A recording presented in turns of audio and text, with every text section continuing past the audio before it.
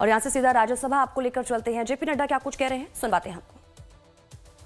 ऐसा हम देखते हैं, यह गीत इतिहास के बहुत सी घटनाओं का साक्षी है, जो घटनाएं आजादी के समय घटी, और ये वंदे मातरम का मंत्र उन सबको ऊर्जा देता हुआ उस आजादी के आंदोलन में, आजादी की लड़ाई में इसने ऊर्जा का काम किया है, यह भी हम सब लोग जानते हैं।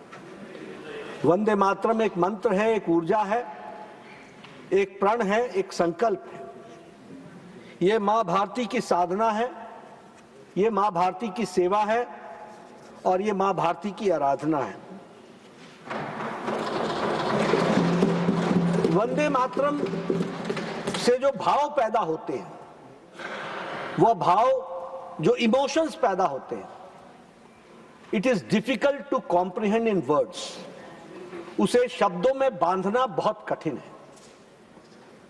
यह एक आजादी का जज्बा भी देता है और फ्रीडम स्ट्रगल के बारे में हम सबको प्रेरित भी करता है। इसके अगर हम बैकग्राउंड में जाएंगे तो हमें ध्यान में आता है कि 1875 1875 when the Britishers हमारे ऊपर अपना नेशनल एंथम थोपना चाहते थे, और वह हर स्कूल में, हर जगह गॉड सेव द क्वीन, इस धुन को वो प्रतिपादित करना चाहते थे, वो यहां पर लाना चाहते थे। उस समय हमारे बंकिम चंद्र चट्टोपाध्याय जी ने, जिन्हें हम बंकिम बाबू के नाम से जानते हैं, उन्होंने देश को वंदे मातरम का गीत दिया, और ये वंदे मातरम का गीत एक तरीके से लाइटनिंग इफेक्ट इसने किया, जो सदियों से हमारे ऊपर,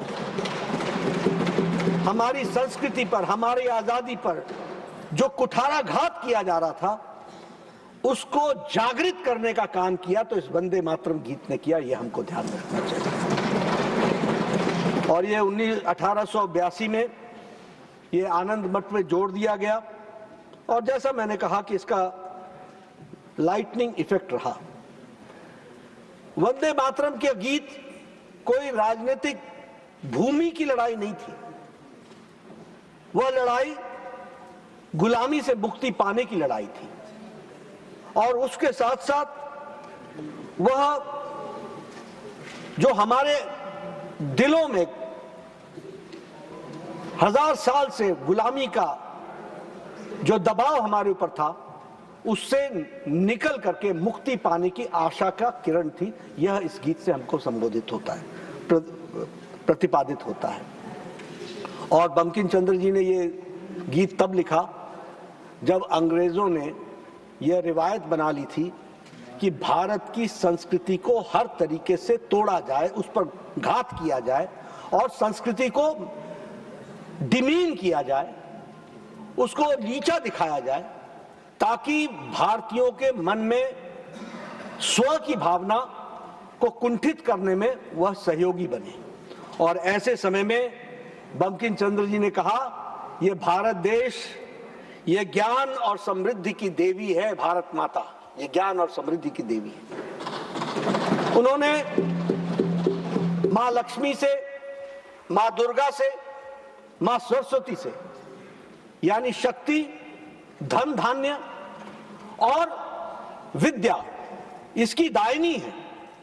यह इस देश के भाव को उन्होंने जागृत किया, और इसके साथ साथ यह कहा कि भारत के दुश्मनों के लिए मां भारती अपनी चंडी की तरह खड़ी है और शस्त्र के साथ खड़ी है। यह भी बात हम सबको ध्यान है।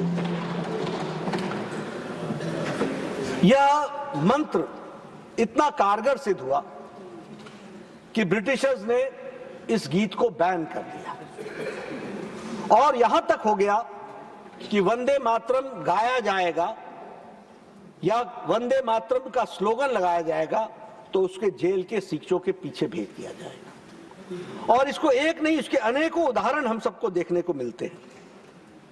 जब विनायक दामोदर दास सावरकर ने अपने लेख में जब वंदे मातरम पर लेख लिखा जो विहारी के अंक में छपा, तो जो उनको सजा दी गई उस सजा में चार्जशीट में यह जोड़ा गया कि आपने वंदे मातरम में जो आर्टिकल लिखा है वो सिडिशियस है, वह देश का द्रोह है, और इसलिए आपको जो सजा है वो 2 टर्म की, 2 जन्मों की काला पानी आपको भेजा जाता है। उनको अंडमान भेजा गया था।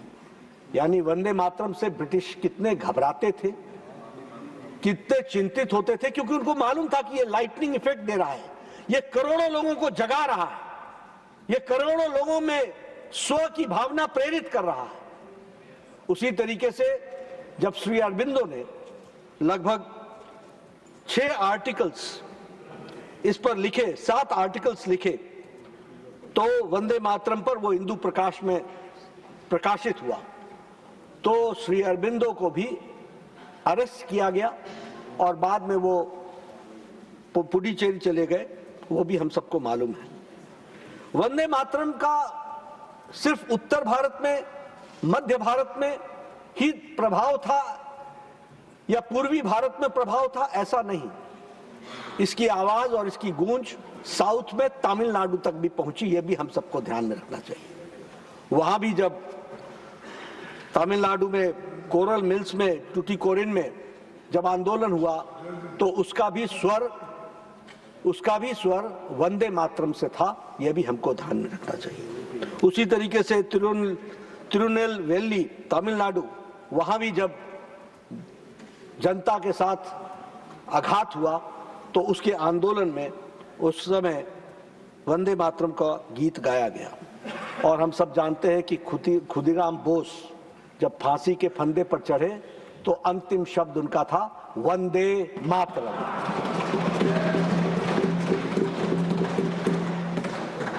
इसलिए वंदे मातरम गीत हम सब के लिए भावनाओं से प्रेरणा देने वाला और देश को एकता के साथ आगे बढ़ाने का मंत्र है। जब हम वंदे मातरम पर चर्चा कर रहे हैं तो मैं यहां यह भी स्पष्ट करना चाहूंगा कि कल जयराम रमेश जी ने अपने वक्तव्य को समाप्त करने में उन्होंने कहा कि आप डिबेट का एक ही मकसद है, भारत के पूर्व प्रधानमंत्री जवाहरलाल नेहरू को बदनाम करना। उन्होंने तुष्टीकरण की बात भी कही। मैं कहना चाहता हूं कि हमारा उद्देश्य भारत के पूर्व प्रधानमंत्री को बदनाम करने का नहीं है, लेकिन हमारा उद्देश्य भारत को, इतिहास को रिकॉर्ड पर स्ट्रेट रखने का जरूर है। इस बात को हमको ध्यान रखना है। और मैं जयराम जी से यह भी कहना चाहूंगा, उनके माध्यम से सबको कहना चाहूंगा कि जब कोई घटना घटती है तो जिम्मेवार तो सरदार ही होता है।